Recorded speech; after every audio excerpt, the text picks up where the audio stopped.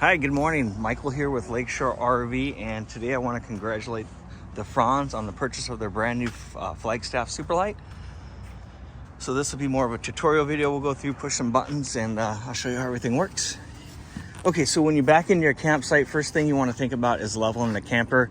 And to level it, what you want to do is, if you're off side to side, you want to place something underneath the wheels so you can drive up on it, pick that side up. Once you're level side to side, then you can simply unhook the camper, run the power jack up and down. Once that's level front to back, now you're square both ways. Push the button, drop the jacks down, and that'll stabilize the camper, keep it from wiggling around. Powered awning, that's a push of a button. This one looks like it's a full length awning, covers both doors. Also outside kitchen, it's got a refrigerator, it's got a swing away grill on it. Also has some storage, some electricity here, and a light as well. Outside shower, hot and cold running water. There's some more attachments that come with it that hook right up here. You can plug your TV in here, watch TV outside if you like to do that. Extend and retract here as well.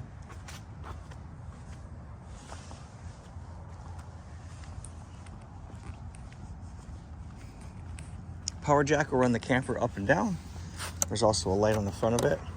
Two 30-pound propane tanks. These are both full, ready to go. And then sitting right behind that, you got your 100 amp hour deep cycle interstate battery. And then here's your secondary or your grill. And then there's a grill attachment that goes on top of it. Outside shower hose. Here's a 50 to 30 amp adapter. Unless you got two ACs running at the same time,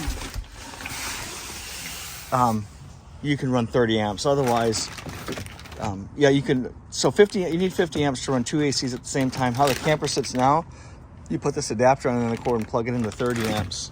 You can run everything off 30 amps. Again, just real quick, if you're running two ACs, you need a full 50 amps. If you're running one, then 30 is all you actually need.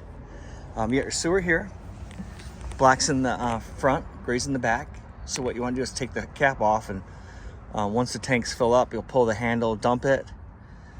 Once that's done, you close it. You'll pull the smaller one in the back. That's gray water, bathroom, sink, and shower. And that kind of rinses everything off for you.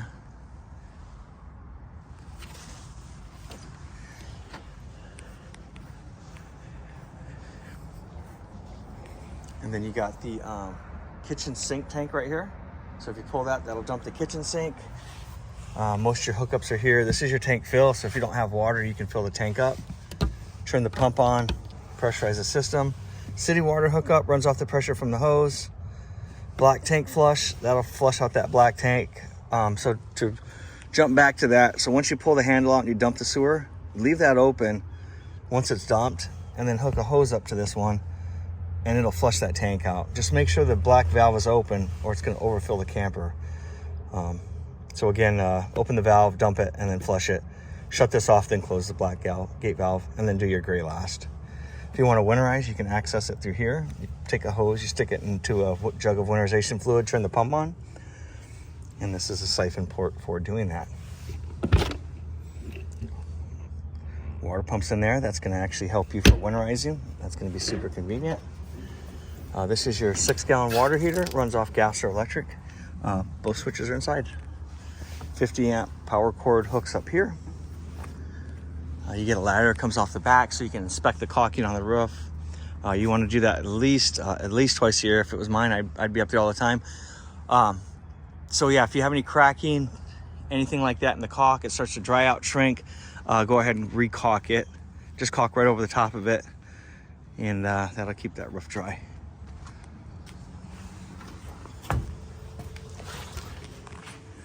Okay, moving to the inside here, you got your monitor panel. This is going to monitor fresh tank, black tank, and then both gray waters. And then your battery shows fully charged. Then these are all lights. You can Bluetooth connect this. You download an app, Bluetooth off your phone. Water heater runs off gas or electric. You can just choose which one. Water pump is for the fresh tank. So if you're using that tank, you turn the pump on. If you're hooked up to city water and you're running off the pressure from the hose, then you don't need to worry about it. And then you got your awning in and out, and then you got both slide rooms in and out. Just make sure there's no branches on top. When you bring it in, Make sure there's no, nothing left out that can get ran over.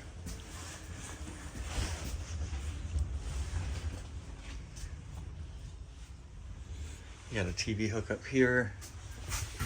It's a big piece of wood here.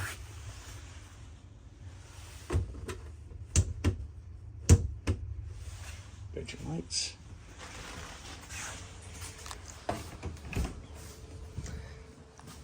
And then it's got the shower lock. You want to make sure you travel with this in the open, locked position. Make sure that snaps down. Jeep ground fault here. So if you lose power to any of the outlets, that's a good place to migrate back to.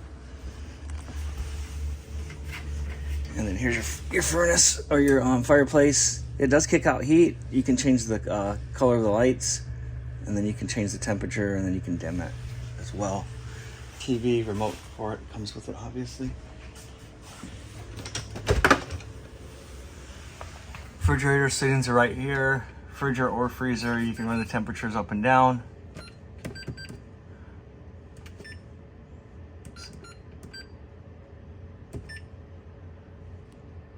And then you can hold this down for 10 seconds and power the whole thing right down. All your breakers and fuses are here. So if you have any issues, this is a great place to start. Everything's labeled. So electricity goes from the power source to the breaker to the appliance. And anything that runs off 110 has a breaker that goes in between those. So again, just like at home, you could trip something, reset it.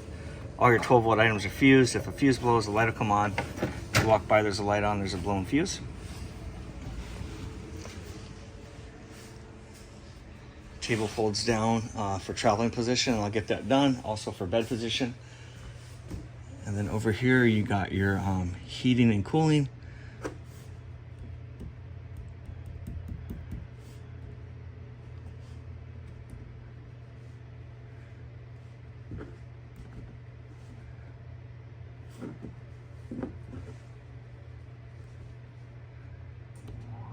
Okay, I see. So cool, heat, run your temperature up and down.